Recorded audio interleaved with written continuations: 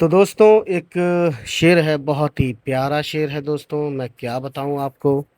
تو وہ شعر ہے کہ دیکھ سکتے ہیں، لکھا ہوا ہے: لائی حیات آئے قضا لے چلی چلے، اپنی خوشی نہ آئے نہ اپنی خوشی چلے۔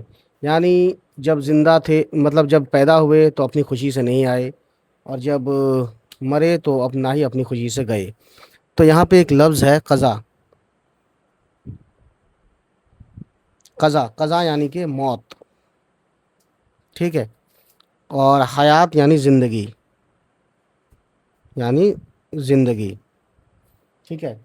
تو یہ جو پوئٹری ہے، یہ پوئٹری کس نے لکھی ہے میں آپ کو بتاؤں پوئٹری جو لکھی ہے، یہ صاحب لکھی ہے آپ کے ابراہیم ذوق، ٹھیک ہے، شیخ ابراہیم ذوق شاعر ہیں۔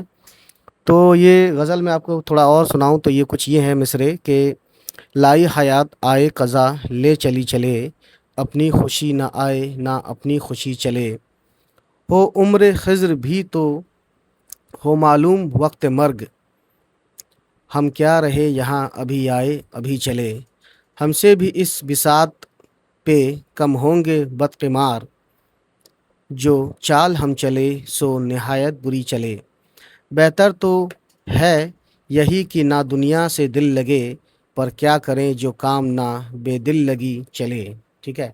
تو بہت بڑی بات ہے، زندگی کی پوری کہانی بتائیے اس میں، ہے نا۔ تو دوستوں اس میں جو کہانی ہے نا، وہ کہانی یہ ہے: حیات یعنی جیون یا زندگی، قضا موت یا مرتیو، ٹھیک ہے۔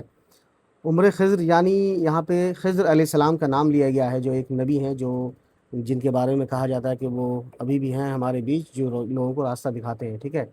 یعنی انہوں نے ایک لمبی عمر پائی تھی، بہت لمبی عمر۔ خضر ایک پیغمبر ہے جو امر مانے جاتے ہیں، ہے نا۔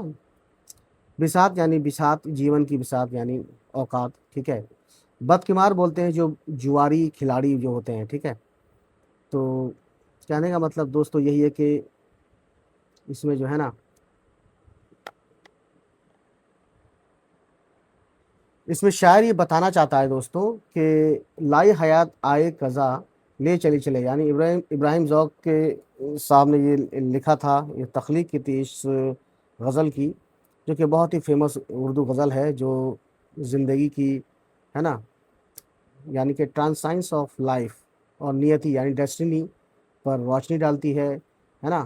اور یہ لائنیں بتاتی ہیں، یہ مصرے بتاتے ہیں کہ زندگی اور موت اوپر والے کے ہاتھ میں، ہم اپنی مرضی سے نہ آتے ہیں، نہ ہم اپنی مرضی سے دنیا سے جاتے ہیں، یعنی نہ اپنی مرضی سے مرتے ہیں، ٹھیک ہے۔ اور انسان اپنی مرضی سے نہ آتا ہے نہ جاتا ہے، تو اسی کے اوپر یہ کہانی ہے، ٹھیک ہے۔